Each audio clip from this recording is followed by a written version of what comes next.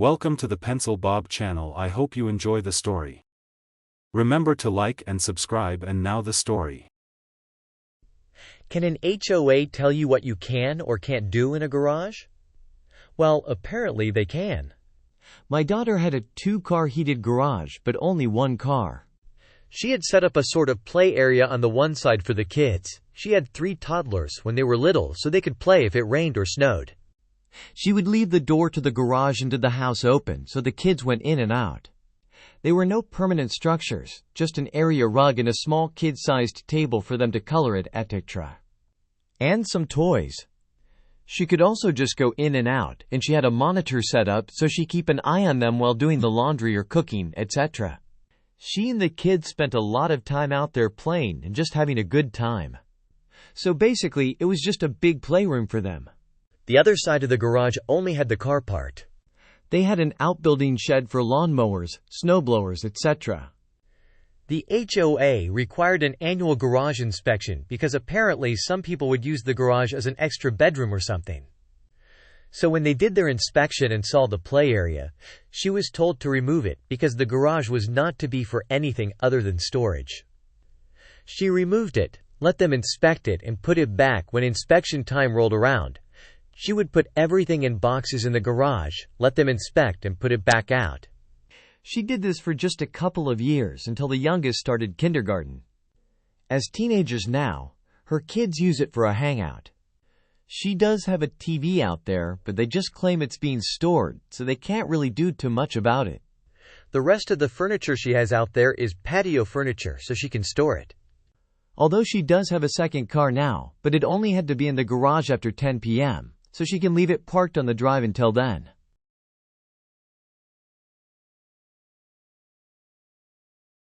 Can an HOA tell you what you can or can't do in a garage? The answer to that is sadly probably yes. I remember the day I moved into the neighborhood, bright-eyed and full of dreams. The sun was setting, casting a golden glow over the neat rows of houses, each one with a perfectly manicured lawn and a shiny car parked in the driveway. It was the kind of place where you could imagine starting a family, growing old, and everything in between. But little did I know, the homeowners association would soon become a thorn in my side. It all started with my garage. I didn't own a car. I preferred to bike everywhere. It kept me fit and was better for the environment. So naturally, I thought I'd use the garage as a workshop for my woodworking hobby. That's when I got my first letter from the HOA. It was a formal notice stating that according to the HOA regulations, garages were to be used for vehicle storage only. My heart sank as I read the words. There it was in black and white, the rule that turned my spacious garage into nothing more than an empty box. But the HOA's grip didn't end there. They had rules for everything. The grass in my backyard had to be a specific type, Augustine, and it couldn't grow taller than 3 inches. They even specified the number and height of trees I could have. 3 eucalyptus trees, each, no taller than 10 feet. The fence was another story. It had to be made of redwood and stand precisely 48 inches tall. They demanded a key to my property for routine inspections, and they had a say in whether I could have a barbecue or build anything new. It was overwhelming. The more I learned about the HOA's rules, the more I felt like I was living in a dollhouse, controlled by someone else's whims. They had regulations about parking. No overnight parking on driveways or streets. No oil stains allowed, and cars older than 5 years were frowned upon. In some extreme cases, they wouldn't allow parking on driveways at all. It was ludicrous. I knew I couldn't be the only one who felt this way, so I started talking to my neighbors. Turns out, many of them were just as frustrated as I was. We shared stories of ridiculous notices and fines for the most trivial things. That's when we decided to take action. We banded together, attended HOA meetings, and eventually some of us ran for positions on the board. It was a long and arduous process, but we managed to change some of the rules that made no sense. We even considered the nuclear option, dismantling the HOA altogether. The only advice I have for you is to read the CC&Rs before you even put a bid in on a house. Go over them with a fine-toothed comb. Find out how much power the HOA really has. Can they just make up whatever rules they want, or do they need consensus? I really wish I had this advice before I bought into this place. However, now I do have a bunch of very good friends.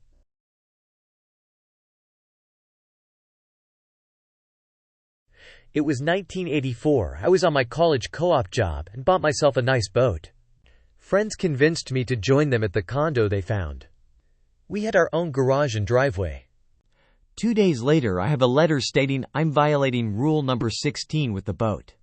Damn, luckily, my prior landlord helped me out with storage. After some frustration reading all the rules, I concluded this.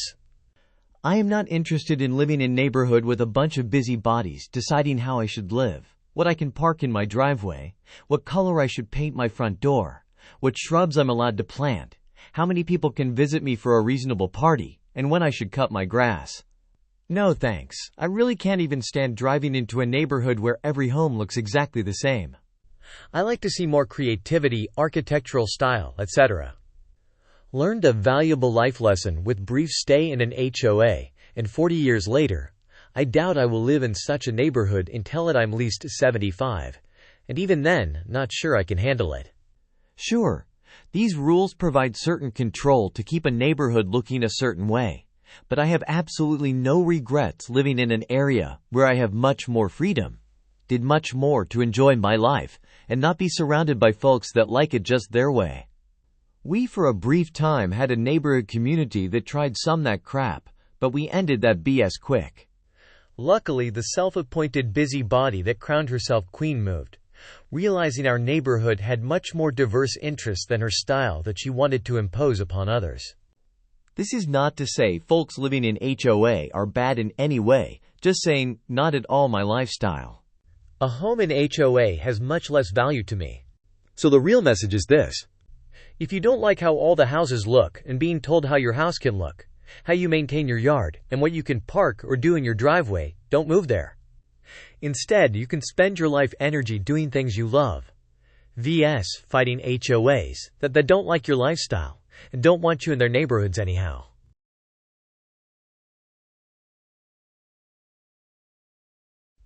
In my city, the municipal codes are the ones that dictate the use of the garage, and it must be used to house your vehicle. So, the HOA would have to be in accordance with the municipal codes in my city. So, if you want to have band practice in the garage, the band equipment has to be moved in order to park the car in it at night. Of course, there is a way around this, and that is to get a permit to convert the garage into a living space. But for this to work, you would have to build a carport for your vehicle. But this mentioned scenario is not with an HOA. It's possible with an HOA, but you would probably have a lot of hoops to jump through to get it approved by the HOA. One thing that galls me is that my garage is listed with the city as a 2-car garage. There's no possible way to put 2 cars in it. Maybe 1.5 cars? I'm sure that the HOA probably forbids band practice in the garage as well to prevent noise annoying the neighborhood. This is a common complaint for homeowners, youngsters playing or practicing their musical instruments, including loud drums in the garage. So yes, the HOA can tell you what you can and cannot do in your garage. That's what HOAs are set up to do, and not just regarding the usage of the garage. With an HOA, you can't even replace your windows without their permission. How would you like it if your neighbor used their garage for a cabinet-making business, and you'd have to listen to the saw going from dawn to dusk? In this scenario, it's kinda nice to have the HOA. I lived in an apartment near the beach, and a homeowner's garage was directly facing my apartment, and this guy was a serious cabinet maker that drove me insane so badly that I had to move out. It was so bad that I had to watch TV with headphones. My nerves were extremely frayed. So if I was living with an HOA, not much could have been done about this noise since it was a separate homeowner situation. Many of the HOA restrictions are definitely linked to the local municipal codes, laws. Here where I live, the HOAs are making a financial killing and are so expensive that they cost more than the mortgage.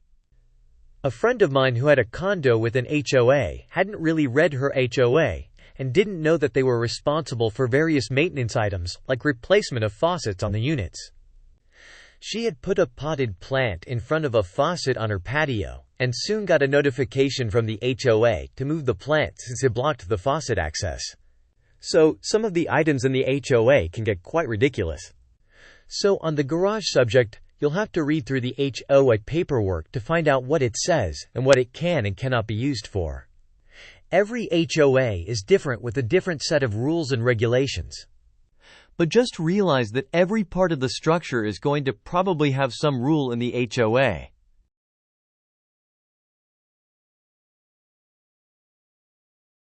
I'm the president of an HOA board.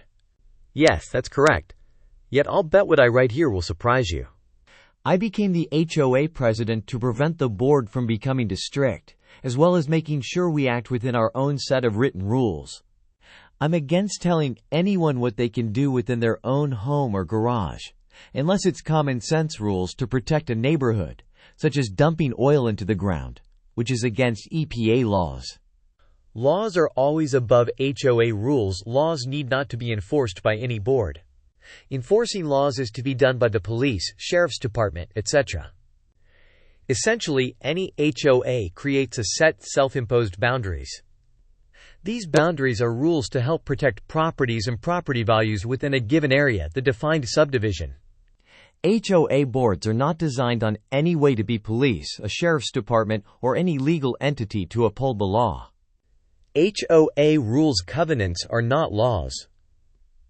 A board acts within the same laws as its residents. In all cases, a judge can override these rules covenants as he sees fit, particularly if the HOA board ever allows one resident to beat the rules. This is exactly why the rules shouldn't be overbearing or super controlling. By doing so, a board creates its own nightmare of potentially legal binding situations in which they cannot back down from without consequences. You see, before becoming the HOA president, I wanted to build a 2-car detached garage with a workshop and an open-span 1-story space above for my art studio. I'm a painter and printmaker. Because we live on a steep hillside, I didn't want a staircase. Only a permanent heavy-duty ramp to a deck on the uphill back side is the entrance. We live above a beautiful L mountain lake. I also wanted a nice deck on the front during fair weather. And on time, an incredibly controlling board existed, which tried to tell everyone what to do, including the paint color of any new building, including roof color. Yet they didn't have a really thorough set of covenants for the residents or the HOA board to follow. This resulted in some friends of the board getting more leeway than the other subdivision residents. Long story short, the disadvantaged residents took action to replace the over-controlling board with a new HOA board, all new volunteer residents. This unfortunately resulted in some sloppy actions by not fully following the covenants. You can just imagine the attitude we residents developed about the long-term actions of our situation. Back to my garage studio. As my wife and I developed a plan, we contacted the HOA board. The acting president at the time didn't even look at our plan. He simply said if we wanted a garage to go ahead and build it, he simply wanted to know where it would be located. My neighbor was included in this conversation because he of course wondered how the new building may affect his view. When we had the hillside excavation done, I included improvements for an outdoor patio below the front of our house, and another small patio below the garage.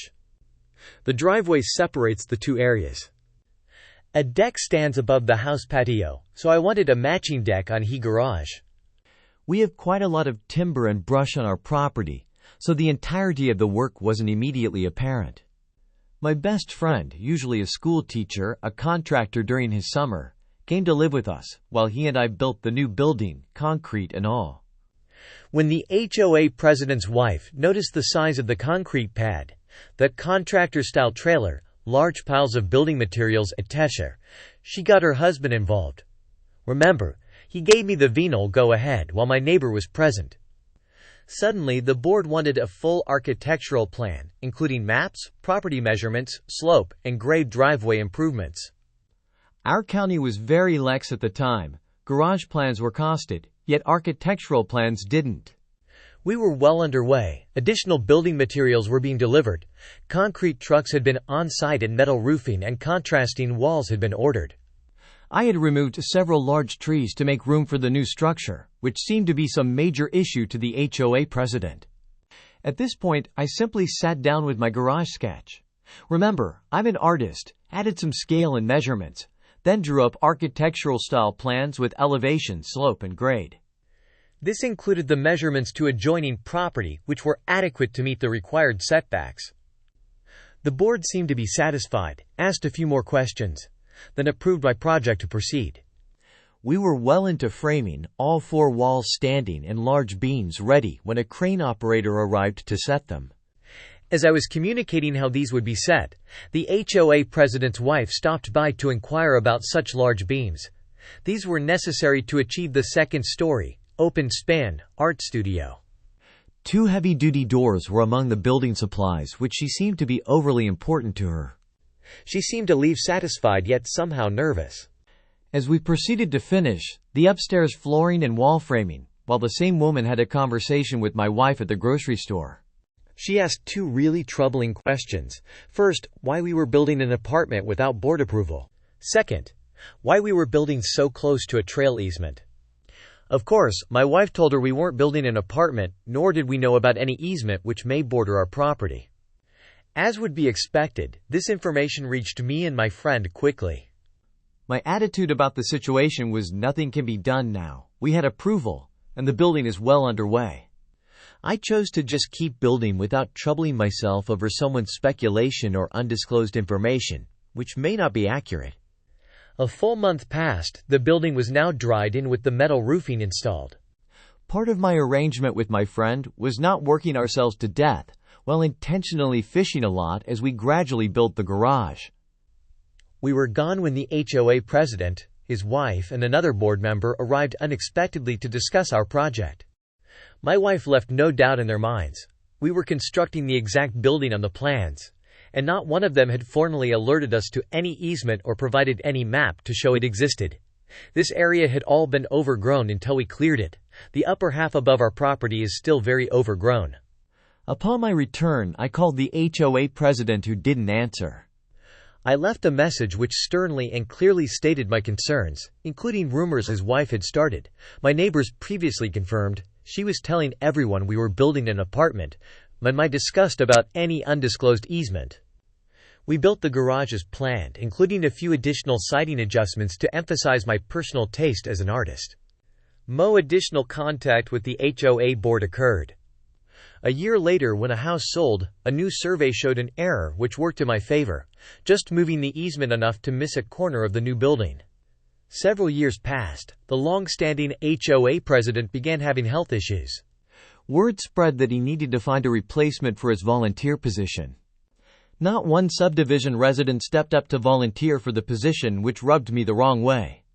I decided it was time to put some stability into the situation without creating an overbearing board. I had become aware how many new residents from other states were moving into our community. New ideas, as well as the real possibility of returning to a nitpicky over-controlling situation, loomed over our subdivision. I now hold the HOA president position, as well as understanding how finding middle ground and treating each homeowner in a consistent manner can benefit everyone.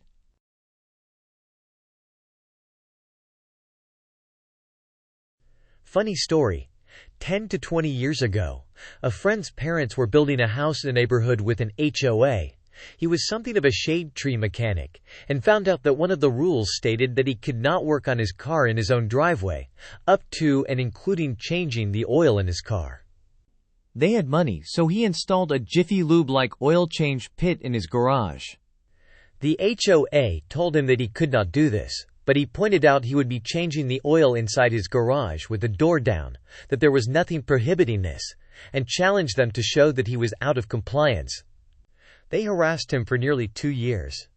He kept every bit of correspondence with the HOA, and when they filed a lawsuit against him, he showed up with the receipts, the HOA document, which did not prohibit what he had done, as well as all correspondence between him and the HOA. The lawsuit was dismissed, and the HOA had to pay for his legal expenses. He then turned around and sued the HOA for harassment, using the same documents, and won. I wasn't privy to the monetary damages awarded to he and his wife, but shortly afterward, they went on a very nice international vacation that they said was paid for by the HOA.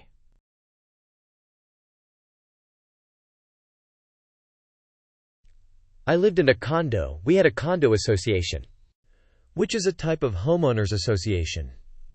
We had a large concrete building with separate covered guest parking and indoor resident parking. This is a large concrete parkade, where you drove up a spiral ramp to your floor, then parked in your stall and walked into your condo without using an elevator. It was a very nice setup. Our bylaws gave them control over a lot of stuff. 15 years ago, the bylaws were rewritten and then voted on. I didn't vote for it. It gave them even more control over your parking stalls. Lots of people had put up walls and garage doors on their stalls, so they had more privacy. Because the rules were onerous? Not only could I not change the oil, I could not do any maintenance or repairs, including charging my battery or changing a taillight. I had a convertible that I only drove in the summer. I was not allowed to charge the battery in the spring or take the battery out of the car in the fall. You were given $1,000 fines if you dripped oil or brake fluid onto the membrane covering the concrete. Just before I left, they wrote new condo bylaws and sought to get them approved. They simplified the parking bylaws too at the board's discretion. I heard they were approved after I sold. The board had been pushing to tear down the garage walls and doors, and now they had the power to do it. I'm glad I am gone.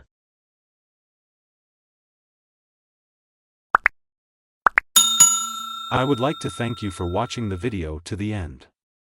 To encourage us to make more videos, please like, subscribe, comment, as well as share. Check out this other video if you haven't already.